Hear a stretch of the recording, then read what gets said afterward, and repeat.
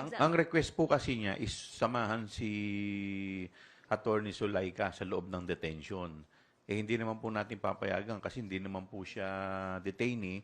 At saka sa totoo lang, syempre medyo high profile po to eh. It will require so much security. Security risk po to dahil pangalawang pangulo po to. I do not know if we have enough security dito para mabantayan ang pangalawang pangulo.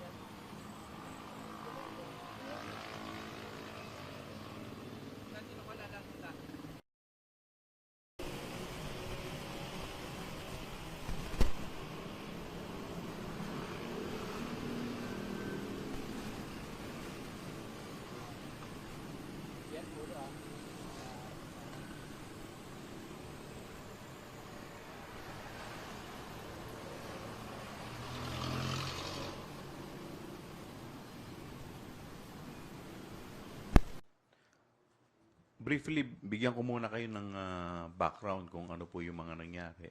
Nagkaroon po ng mga exchanges of correspondence. Nagpadala po sa akin ng sulat, mga letter requests, ang si Attorney Sulaika, ganun din po si Vice President, at saka si Congressman Pulong Duterte. Ang request po ni Attorney Sulaika, una, ay kung po pwede siyang i-allow na pumunta sa kanyang therapy. So, ito po ay sa ating pong correspondence, pinapayagan po natin siya provided ibibigay po niya yung oras, yung lugar, at saka i-escortan po siya ng ating Sergeant at Arms, tao ng Sergeant at Arms. Pangalawa, sumulat po sa atin si Vice President kung po pwede na mag-stay siya kasama si Attorney Sulaika for the duration ng kanyang detention. Ito po ay hindi natin inalaw dahil unang-una hindi naman po siya part ng naikukulong. So, pero sumulat uli siya, humingi siya ng permiso kung po pwede na mabisita niya si Attorney Sulaika at yun naman po ay pinayagan naman po natin. Ang isa pa pong sulat na natanggap po natin kay Congressman Pulong Duterte ay kung po pwede, instead na dun sa detention facility, ilipat dun sa kanyang office. Doon na lang i-house si Attorney Lopez. Ito po hindi natin pinayagan dahil otherwise, ang mangyayari po niyan, yung susunod po, yung mga iba pa pong mga may connection o may mga kaibigan na congressman, gano'n na lang po ang gagawin. So sa amin pong paniniwala ay bad precedent po pag pinayagan po natin. At saka siyempre, ayaw naman po natin na magbigay ng pabor.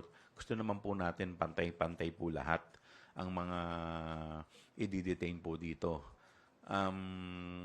Sumulat po ulit sa atin si Attorney Sulaika.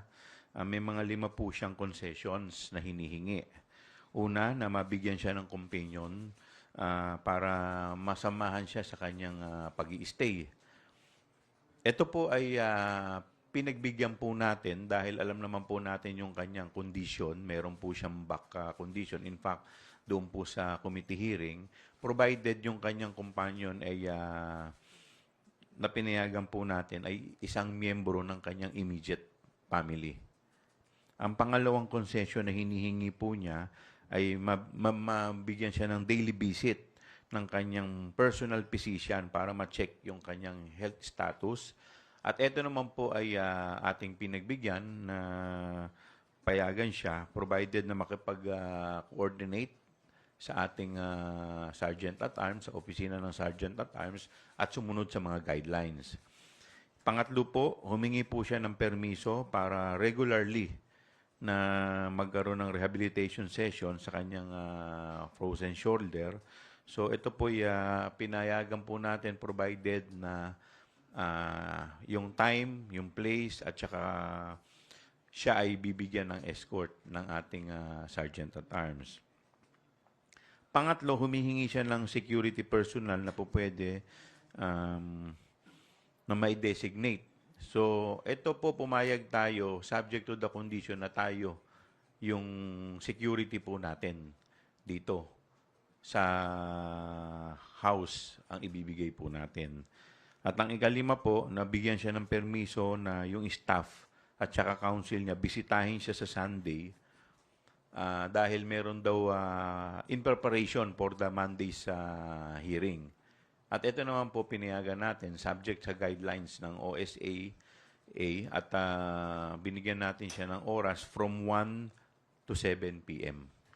So, yun po. So, halos, kung makikita naman po ninyo, halos lahat naman po ng hiningi nila na concessions ay binigay natin subject to certain conditions.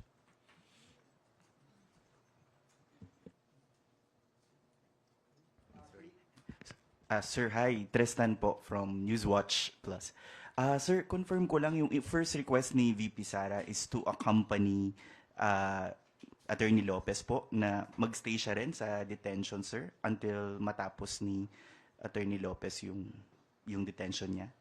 Yes po, yun po yung initial letter niya na hindi naman po natin napagbigyan dahil siyempre meron naman po tayong sinusunod na guidelines. Pero yung pangalawang sulat po niya na kung po pwede bisitahin si Attorney Lopez, yun naman po ay pinagbigyan natin subject to guidelines din ng Sergeant at Arms. Excuse me, Miss Vivian from ABS. Good afternoon. Sir, so hindi po pinayagan si Vice President Duterte na magstay dun sa detention facility, pero outside the detention facility, pero within the Batasan compound, allowed po ba si VP po mag-spend, for example, ng weekend doon? What do you mean? For Ang example, request po kasi niya is samahan si Attorney Sulaika sa loob ng detention. Hindi naman po natin papayagan kasi hindi naman po siya detainee. At saka sa totoo lang, siyempre medyo high profile po ito eh. It will require so much security.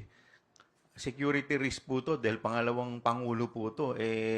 I do not know if we have enough security dito para mabantayan ang pangalawang pangulo.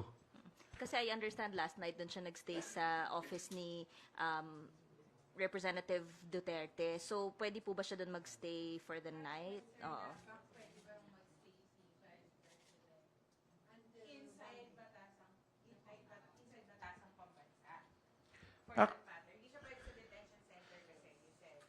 Yes.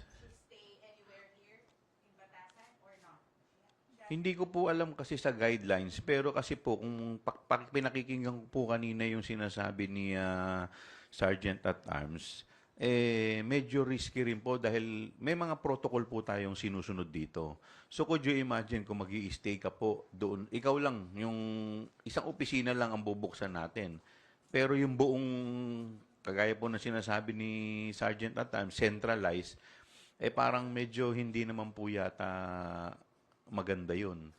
So, sa akin naman po, wala naman po masama kung umuwi At pagkatapos, the following day, po pwede naman po bumalik. Welcome naman po. Yun naman po talaga yung, maski naman po yung mga lawyers ni VP, i-allow din po natin sa mga ganong klaseng arrangement.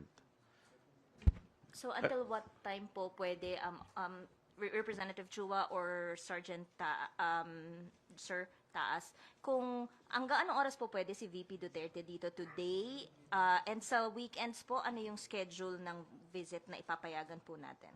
Hindi lang po kay ating pangalawang Pangulo, sa lahat po ng bibisita sa ating mga nakadetain.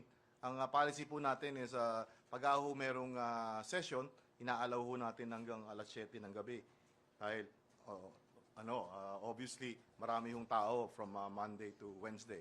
However, pag po Thursday hanggang weekend, subject po sa approval ng committee na may hold po dun sa So, pwede ho nating i-allow hanggang 7 din ng gabi. Dahil anything beyond that, overtime na nga po, tama po si Chairman Chua, napakarami yung security yung kailangan nating i-devote doon sa isang bisita lamang. Ako po, simple lang po ang opinion ko po dito. Sana naman po yung respeto po at yung leniency na binibigay po natin sa ating Vice President, suklian din naman po niya ng respeto sa atin. Yung mga tao po, kagaya po ni Sergeant at Arms at yung mga personnel po dito po sa House Rep, ginagawa lamang po yung kanilang trabaho alinsunod po sa guidelines. So, pag may nangyari naman po, unang-una po, si ating Vice President, high profile po yan na personality. Hindi naman po yung ordinaryong mamamayan. Pag may nangyari po dyan, sagutin din po nila yan. So, sana po, wala naman pong masama na makipagtulungan sa amin. Lahat naman po, as long as within the bounds of law, ay ibibigay naman po namin. Ang hinihiling lang po namin, sana po sumunod lamang po nang sa ganun ay hindi na magkaroon ng ganitong klaseng issue. Respect begets respect.